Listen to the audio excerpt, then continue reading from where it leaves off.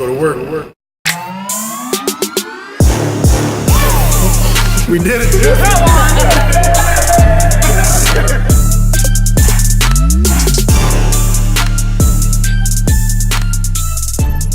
All right, Coach. Back another week. Yep. After a busy week. Yeah, busy week. 3 games in the week. You know, the reschedule. Yeah. Had a little spill against Osborne. Very good basketball team. Makes you play a way that you might not necessarily want to play with the pace. And they did a good job of kind of mucking up the game a little bit. And Rocky's a good coach, and they had good scheme. And we couldn't throw it in the ocean to save our life. I mean, we had open shots, and we couldn't make any. But, you know, their defense is designed to keep you out of the paint, and that's what they did. And, you know, it just Ja'Kai struggled because he had bodies all around him and wasn't able to finish. And Devin couldn't make shots. Hagan couldn't make shots. It was a perfect storm of offensive nonsense for us, things that could have gone wrong. Devin got in foul trouble early, and it was just, man. And the bad part is we played really good defense because we only gave up 45 points. The problem was we only scored 43. So can't happen often. No, and they did a good job of making timely shots on their side. They had a couple kids knock down open jump shots when they got the opportunity, and we didn't. We talked about Rocky a lot before, just obviously a good coach in the area, and you guys play each other a lot. So what is it about his coaching style? I mean, you know, if you don't know Rocky and you see him on the surface, he probably like, man, what is the deal with this dude? He's got the dangly earring. He's got the toothpick behind the ear.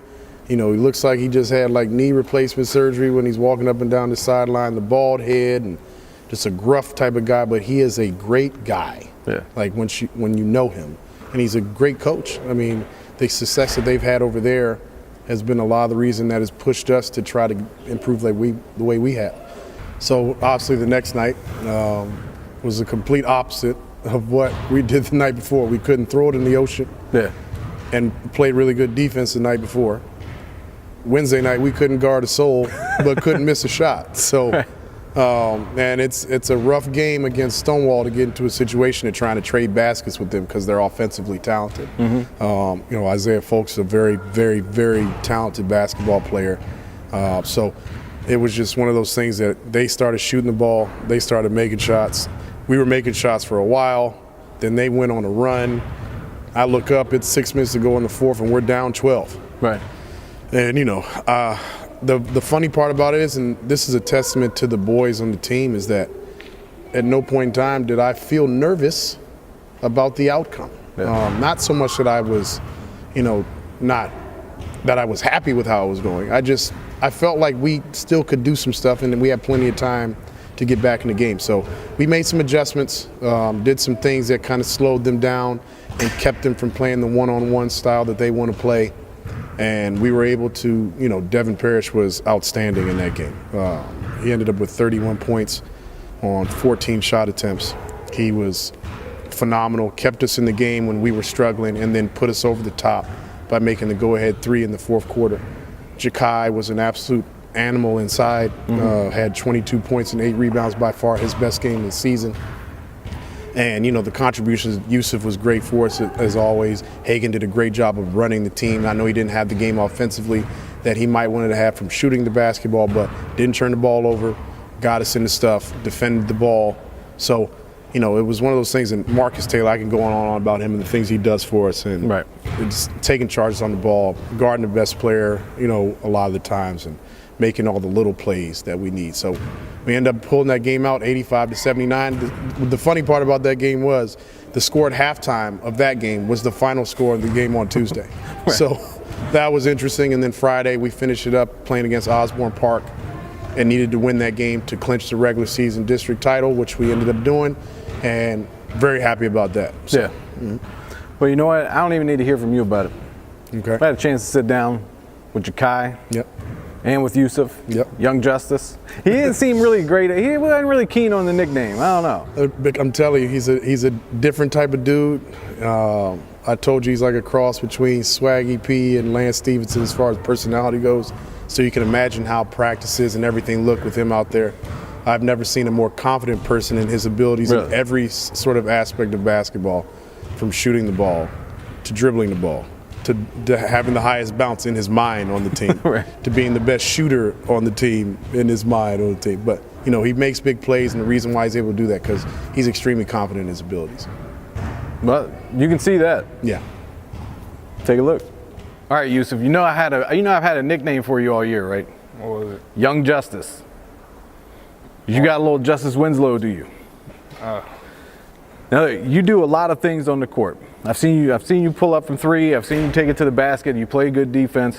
What do you do best on the basketball court? I feel like the most underrated thing that I do is probably defense. Okay. I always try to guard the best player that we play against, and you know, that's how I feel. Take me through this year. You guys have obviously been on a run. You know, nothing that you guys have done in school history before. Take me through this season a little bit. How's it been for you guys? I mean, we came like a couple years ago when my brothers played. We came from like a downfall where like we didn't really had that much respect, and you know we were just in like a bad place. But now that Coach Sherman and all the coaches came in the program, we finally like come up, and you know now people are starting to respect us now that we're on top. You all still have that attitude like nobody respects you though, right? Mm-mm. But I mean, some do, but a couple don't. they still say you're from Patriot High School. Yeah. How much does that motivate you when you're on the court going against guys like that? I mean, it just tells me to dominate every single game and Yeah. do what I do best. And when did you start playing? I think it's when I was like 6, Yeah. 7. And what was it about basketball that kept you with basketball? I just loved basketball, and I think when I played in GBA, first game I just wanted to go back to practice, and me and my brother used to shoot out on the basketball court, so I just loved it from there. How much older your brother? My brother is 21, Right. and my other brother is 19. How many wins did you get growing up? I mean, one of my brothers I used to lose to all the time. Yeah. And I just kept asking for rematches, like every single time. And I'll get a win here and there, but So it's 3 brothers? I have a younger one too. Oh yeah. Yeah. How many wins does he get on you? Nah. All right. So I'm the youngest of 3. I get that relationship there. Yeah. So with those brothers, how much better did those competitions growing up make you as you started to get into high school and stuff I mean, like it that? built me as the person I am right now. I mean, right now I'm the best athlete in the family. Okay. And they don't play basketball anymore like that because they just gave up. I will invite the other brothers on the show right now to absolutely say that's trash what he just said. They'll tell you. They will. Yeah. They'll back you up. Yeah. All right, I gotta meet the brothers then. Well, Youssef, look, can't wait to see what you guys do moving forward. Good luck in the playoffs. Hey. Y'all just keep it going. All right, thank you. All right. Good job. All right, Jakai. Everybody knows you're one of the top offensive tackles in the country. Yes, sir. How surprised are people when they come and see you on the basketball court? They always ask, why am I playing basketball? Well, honestly, I play basketball because I love basketball. Like, I've been playing it since I was young. I actually ended up playing it before I played football.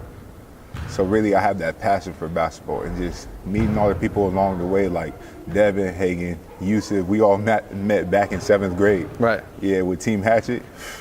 Those were bad days, horrible days, I'm telling you. But like, it made me better and it made me love basketball. Yeah.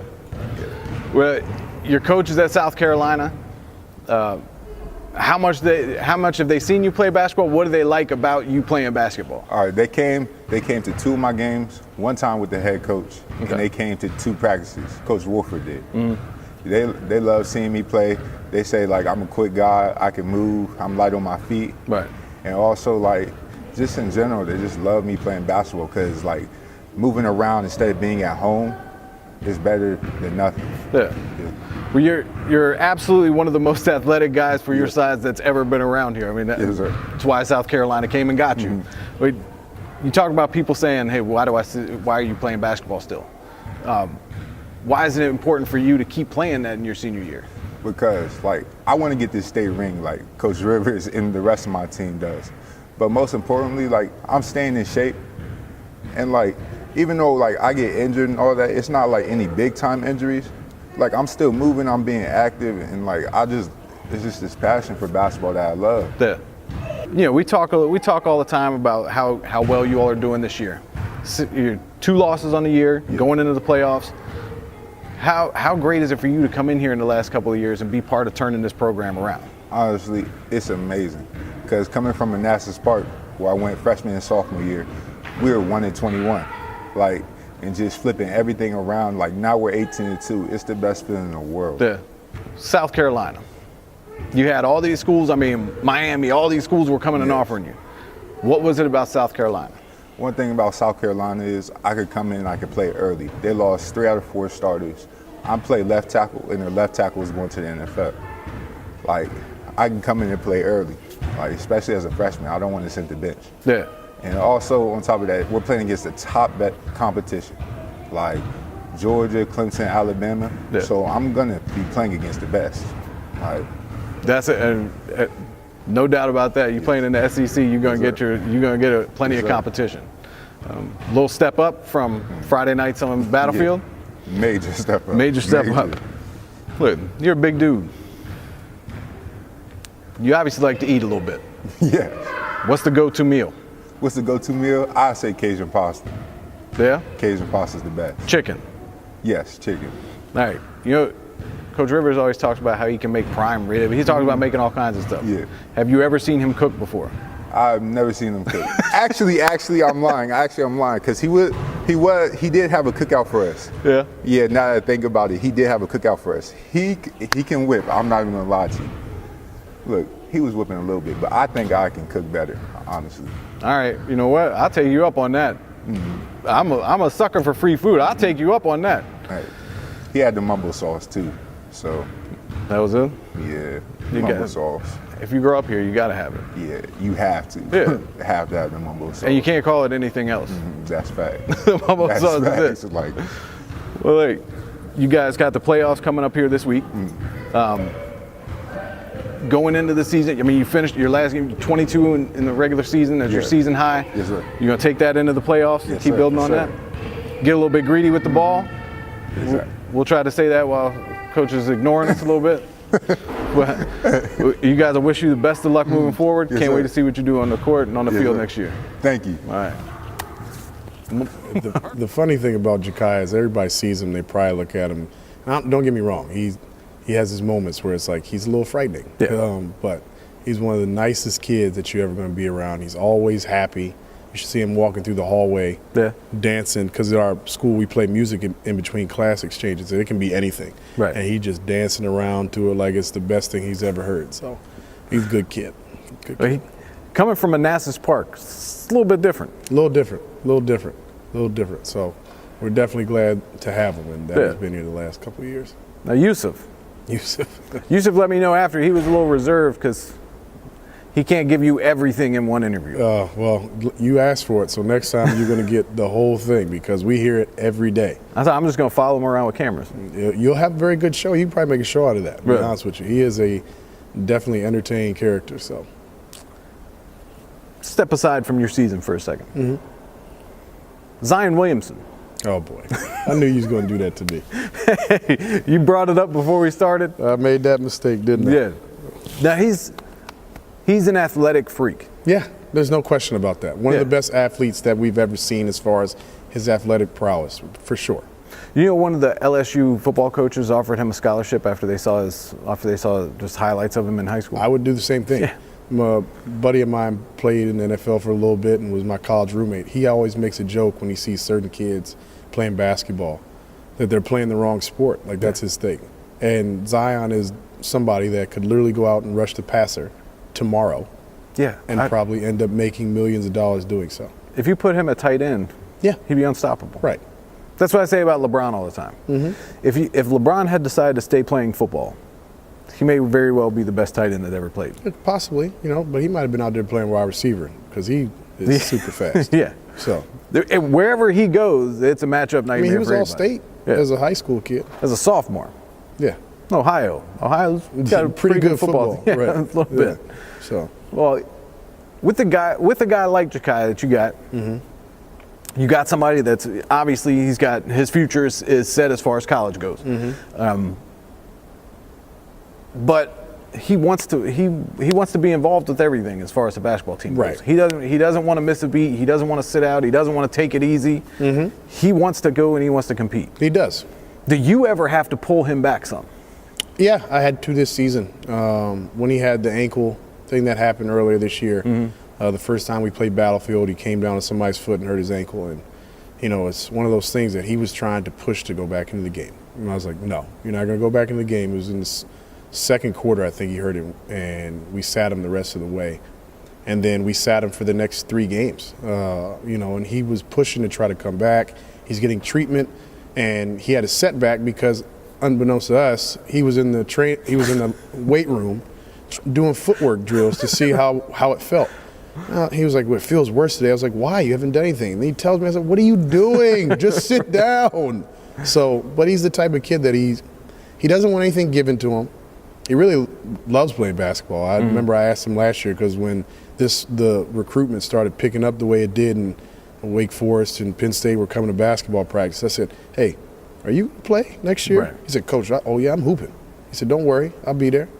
And then, during football season, I'm sure that Coach McNeil not going to like hearing this. So I said, hey, every now and then just touch a basketball so you can remember what it feels like. He said, I went to the rec the other day. I still got the juice.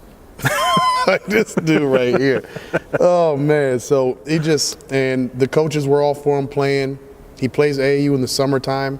Not normal for most kids of his, ability and attention he was getting from a football standpoint. I mean, he would go to an AAU tournament and then on Sunday go to a football camp. That's just the type of kid he is. He didn't want anything handed to him. So, and he's a good kid on top of that. So.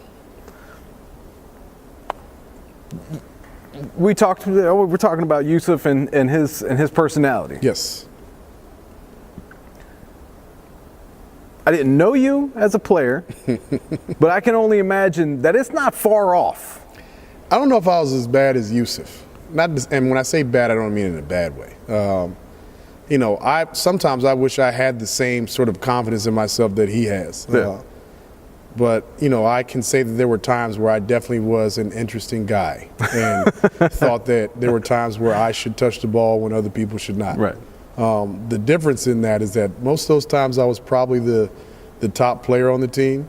And so Youssef in his mind is the top player in the nation at all times, no matter what. So that's a good thing, and it can be an interesting thing. I'll say interesting. I'm not going to say bad because, I don't have to worry about him going to the foul line at the end of the game and being nervous because he feels like I'm the best free throw shooter that there is anyway.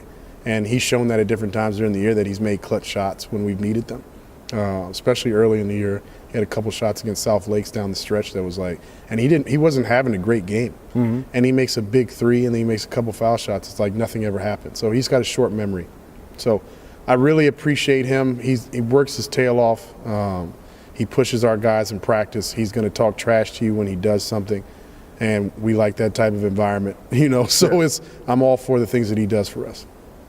Now, knowing your own personality, did it help you deal with stuff like that a little bit? I've been around so many different type of people in my travels with basketball, my own personality, that I try to understand that as much as coaching can be X's and O's, more of it is juggling of egos and personalities. Yeah. And I want the players to be who they are. I don't ever want them to feel like they have to suppress themselves as a person in their basketball game.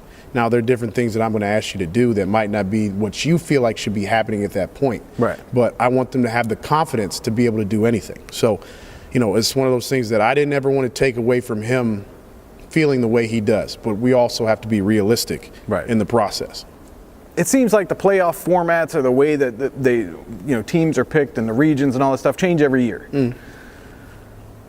Is there any indication that we're going to get some consistency with that? You know what I mean? It seems like everything changes constantly. It does. Every few years they kind of change the format. I mean, next year our region is going to be completely different. Yeah. We're moving from the region we're in now to it being Prince William County as its own region. So the one thing that has stayed pretty consistent is that the top 4 teams from our district go to the region. The regular season champion is the number 1 seed going into the region from our district, which doesn't make some of those Fairfax schools very happy. I know, I've heard them say it, but you can't take away from what you do in the regular season. Right. I just, it's like, Duke being number 1, number 2 team all year Yeah. during the regular season, losing in the first round of the conference tournament, and then all of a sudden now they're not a 1 seed for the NCAA tournament. That wouldn't make much sense. They have been the top team or the second-ranked team all year. You have to give them that. So I like the way that we do it in that regard, clearly because the last 2 years we've been able to have home court advantage for the region, and this year we're at the top of the bracket for the region, which is even better, which means no matter what happens with any of the other 1 seeds, we'll be playing here for the regional tournament as long as we keep doing what we're supposed to do. So I have no complaints with it. I know that they're going to do some things a little bit differently next year. Completely off topic. I've been thinking about Cappadonna the last couple of weeks since we were sitting after the show. Yeah. You know what? He's overrated as far as Woo goes. I was not a big Cappadonna fan. I thought he had his moments. His album was okay. It was a little weird. It was. Especially had the one where he's talking about if you're in the garbage, check for a dude. It was like, what, man? What you talking about? So, but like I said, I was such a Woo guy. Me too. That I literally would listen to all the albums. But as far as picking somebody from there that I could do without, he was one of them. Yeah. Yeah. I was in for the whole thing. Yeah. Like Sons of Man, Woo Syndicate, I was in for all of them. All the little offshoots, I was good. Right. Woo Syndicate from Virginia. I really like that album. They have one song that was great on there. But Yeah. the RZA. It's like one of the most interesting, if you just listen, it's one of the most interesting things you're going to listen to. You could say that about all of them. It's true. Because we talked about Ghost and like the things that he's saying. A lot of times, like, what is he talking about? Yeah. But it sounds like it should go. Like you bumping your head. Right. And RZA's the same way. I mean, he really wasn't so much a rapper as he was like the producer, but he would get on and rap, and some of his stuff was good. Yeah. It was out there. Yeah, it was out there, but all of them. I mean, ODB was out there, man. Like they be talking about some stuff. He'd be like, "Yo, y'all weird." You know what I'm saying? But and much as I like kung fu movies, like sitting around just watching kung fu movies all day, like that's not like normal. You know what I'm saying? So like you gotta really think about what they doing and why they were like different dudes. But they were very creative in the stuff that they did. It obviously had his niche and became big, especially for people like us back in that day. It was perfect for the time. Yeah, it was. It was perfect. I was that weird kid that would record the kung fu interludes on like a little tape recorder and bring it to school and play it because it made me laugh. Right. Yeah, I was that kid. I was very interesting as a 9th grader. Like you think about today's rappers and go back. Yeah. You look at today's rappers and the cars that they talk about in a song. Yeah. And you look at like Raekwon talking about having an MPV. Yeah. Like a Mazda MPV is like that was the pinnacle. Or a Toyota Land Cruiser. That was like, the pinnacle. What? A Toyota? Like what? You know what I'm saying? Now, but then you were like, exactly. I need that. Yeah. You know? So it's amazing how money changes things sometimes. it really does. It is crazy. What are you gonna do? Sorry, Billy. I was just thinking about Cappadonna the last couple of weeks. It's been stuck in my head. Yeah. Made me go back and listen to the album and realize how much I did not like it. Oh my goodness. You know what I did? Oh, yesterday I had a little time. I had a long drive yesterday. Yeah. I had a little time. It's usually when you get your best music in. Absolutely. Long car rides. I used to remember driving back and forth from school. I'm about to date myself because it was before the aux cords. Yeah. And then this was right after like you went from having like a cassette in your tape deck to having the CD player. So I got the CD one put in there. And I remember that the biggest thing that was the fun part for me was driving from William and Mary going home when I had actual breaks, when basketball practice, was being able to put in one CD that I liked and listen to it the entire car ride. Yeah. That was amazing. It's the most underrated part about albums at that time. Yeah. Is that the experience of being able to listen to the thing top to bottom. Right. And that's the funny amazing. Now is that even though we do it as downloads, I try to listen to something all the way through instead of just picking a song. Yeah. Because like now it's all about shares and everything else like that. So you don't necessarily listen to the whole album. No, you gotta have the skits though. And that's why I appreciated what Kanye did when he started putting out like the Pusha T album and his album. Yeah. And what was it? Kid Cudi's album, Nas's album. There were 7 songs. Yeah. Like now I can actually sit and listen to it because you don't have time like that now to be sitting there. Mm-hmm. You listen to that, man, that's 20, 25 minutes. Yeah. I can get that album in. I'm good, you know.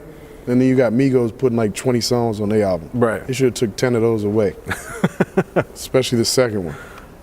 This week, Yes. we got basketball playoffs coming up. It's Yep, about district time. tournament starts this week, so you know we're fortunate enough that we got the first seed, so we have a bye. Well, everybody that's not the 4 or 5 seed, Right. Because they have the play-in game, so that'll be Stonewall and Osborne Park. So we're waiting for the winner of that, and we'll play them Wednesday at home. Tuesday we'll have another day. That day will be one of the days that we try to get out and scout some of the other districts that we're matched up with. And then Wednesday, you know, we'll try Get to see after if we it. can get a trophy, starting on with the semifinal. So Tuesday you have an early practice, get out and scout after. Yeah. Well, my assistants will go out because we have our district meeting that day. Okay. So they'll go out and watch some people and kind of see what we got coming for the following week, which would be the regional tournament. Like I said, since we're the one locked into it, Yeah. we don't have to kind of wait and see like everybody else is going to do, how they finish. So Monday, Tuesday, you get a chance to practice. What do you want after coming off a week like you had last week? I mean, obviously didn't start the week well, but you finished it well. Right. What do you want the guys? What are you going to tell them you need them working on those 2 days in practice to get ready for Wednesday? Practice is not going to be long, hour and 15 minutes at this time of the year. Make sure that we shore up the things that we need to work on and get better at, and you know, just kind of prepare for the next opponent that we're going to play. You know, in this situation, you really want to dig into knowing what they're going to possibly try to do, but also take care of what you're supposed to do. So you guys will be ready for it? We'll be ready. We'll be ready. You know, I know they're hyped up. I told them to enjoy Friday, enjoy what they did with the regular season. Yep. But now none of that matters at this point. It's a new season, and you start off everybody as 0-0. That makes it. Now you've got guys. You've got a great core of senior leaders. Yes. How vocal are they as far as that goes with the rest of the? I mean, they are. You can. The thing that's great about this time of year is that you can see the seniors starting to feel the pinch of like, hey, we got to get this done. Yeah. You know, I told them at most, you guys will have 8 more games. I think that's the number to get to the state championship. So, at the least, you'll play 1 more, because if you were to lose in the district tournament, because we're fortunate enough to already be the 1 seed, we'll get 1 more district tournament game, and then we'll get a regional game.